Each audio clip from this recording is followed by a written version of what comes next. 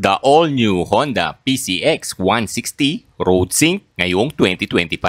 Scooter na may connectivity, luxury at performance. Ready ka na bang dalhin ang everyday ride mo to the next level? The all-new PCX 160 Road Sync is built for the smart and stylish and techy rider. Perfect para sa urban commute at chill weekend gala. May 5-inch full-color TFT multi-information display with Honda Road Sync. Control mo ang calls, music, message at navigation gamit lang ang handlebar switch, modern, connected, hassle-free. Equipped with smart key system with anti-theft alarm na iwas kalikot ng mga kawatan at may answer back na din. Ang makina nito ay 156.9cc liquid-cooled 4-stroke 4-valves single-cylinder ESP plus engine. May maximum power na 16 horsepower at 8,500 RPM. At may torque na 14.7 Nm of torque at 6,500 RPM. Smooth sa city, sakto rin sa highway cruising. New handlebar design na mas premium lalo ang dating. CVT transmission for effortless riding. Walang cambio pero tuloy-tuloy ang power. May idling stop system or ISS din para fuel efficient sa stop and go traffic. Ang fuel consumption nito ay 46.0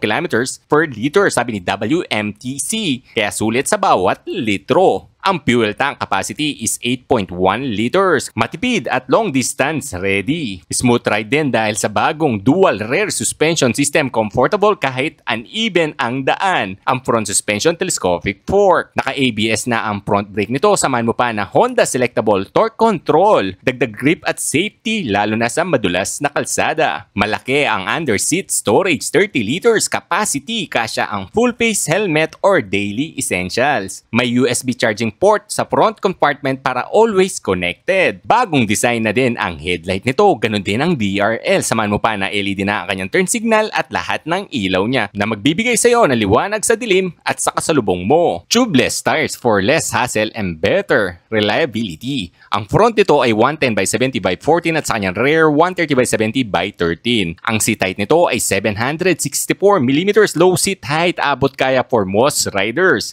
Premium feels, modern design, and smart tech all-in-one sleek package. Para sa kanyang dimension, overall length 1,936mm, overall width 742mm, overall height 1,123mm, wheelbase 1,313mm, ground clearance 134mm, wet weight 133kg. Para sa color variants ng ating Road Sync type, matte gunpowder black metallic, pearl fadeless white. Para sa standard type naman, vortex red metallic, pearl fadeless white, matte bullet silver. Ang SRP ng Road Sync ay 154,900. Para sa standard type, 133,400. What's up mga soy? Nandito pala tayo sa Honda Big Bikes dito sa may tabi ng LTO Angeles. At ibablog natin ngayon itong Honda PCX 160 Road Sync. Susubukan naman natin yung seat height niya sa Icom 510 na may inseam na 32 inches. Let's go! Unang upo guys ganito lang. As you can see guys, flat-footed tayo. At sa height kong 510 na may inseam na 32, okay na okay to. Pati sa mga Asian height guys, papasubok naman natin sa mga hindi pinagpala ng height o yung mga saktuan lang. Ayun. Pasusubok naman natin guys sa sales dito kay Sherwin na 5'5 ang height. Sherwin Carlos. Okay? Hindi naman siya ganun katipto at okay naman siya guys, Kung gusto nyo puntahan pala to, hanapin nyo lang si Sherwin Carlos para sa installment at syempre sa cash pwede rin yan. Let's go! What is up guys? Ito pala ang bagong Honda PCX 160 Road Sync at ito ang susi niya guys. So kamukha pa lang naman ng dati. Papakita ko naman sa inyo paano gamitin yung kanyang smart key system na mayroong anti-theft na yan guys. Dapat green yan. Yan. Ibig sabihin guys, answer back yan. At syempre pag nag-beep yung guys, automatic ay meron na siyang activated na yung alarm niya guys. Ayun, nakikita natin itong pulang to guys. Ibig sabihin, meron na siyang alarm. Pag ginalaw natin yan, yun. So, kailangan guys, para ma-deactivate yung alarm niya, kailangan nasa malapit ka sa kanya kasama yung susi, push, para ma-deactivate yung alarm niya. So, ito yung kagandahan ng PCX o basta Honda guys na mga motor ngayon. Meron na silang ganitong smart key system, yung anti-theft. Ito guys, ginagamit ito pangbukas doon sa under seat storage. So, hindi ko napapagita yun. At ito guys ay meron ng HSTC. On muna natin. Pakita ko sa inyo yung animation niya. Ganun po yung view niya.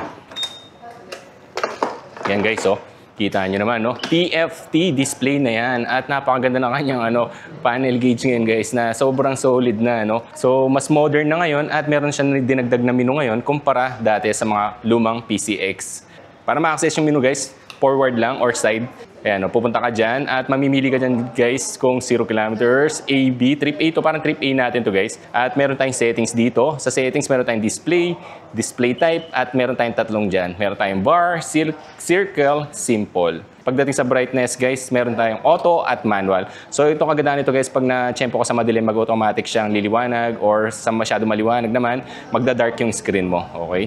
Background, wow, meron pa siyang ganito, guys. So, ayan, background. Favorite info at favorite switch. Uy, grabe, ang ganda.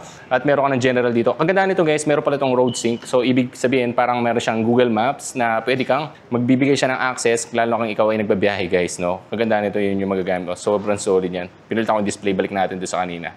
Ganito lang yan, guys, oh, display. Ito tayo dito sa display type. Ito tayo sa bar. Yan. Ang ganda, guys. So, napakabuhay na buhay talaga pag guys, no? TFT display. At meron kang traction control dyan. Para ma-off yan, guys, kailangan mo lang hold na matagal to.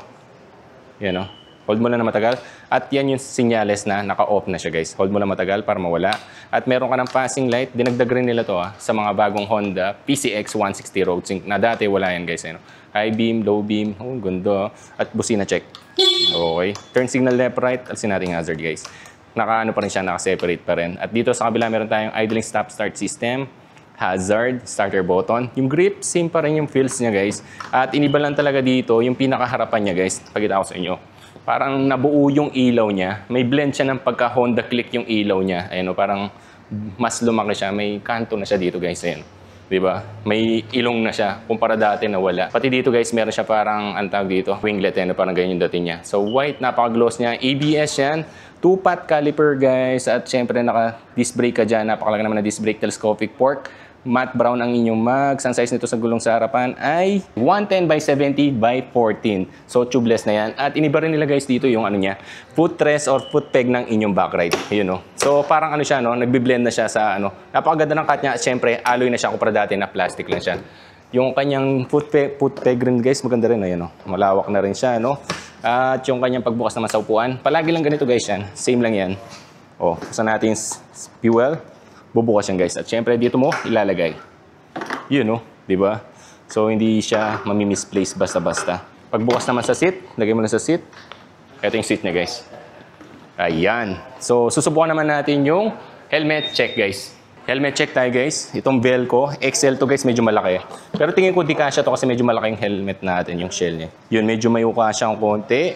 Pero yung mga small type na helmet, guys, kasya dito. Yung sa akin kasi masyado malaki tong bell na to, no? Ayan. So, nakita niyo naman, napakalawak ng kanyang under seat compartment. Yung pagdating dito, guys, meron pa rin siyang liquid cooled at naka-suspension siya, may baso na, guys. At PCX 160 na gold. Ibig sabihin niyan, guys, ito ay road sync, no? Naka-disc brake ka na rin dito. At syempre, ang size ng gulong dito sa likuran ay 130 by 70 by 13. LED na rin yung ilaw niya, guys, sa likod. Iniba na rin pala yung ilaw niya. Ito.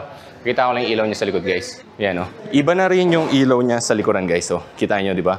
Ito yung sa mga dinagdag nila. Binigyan ng baso. At ito ay meron ng TFT display. At yung ilaw niya, iniba na rin, guys.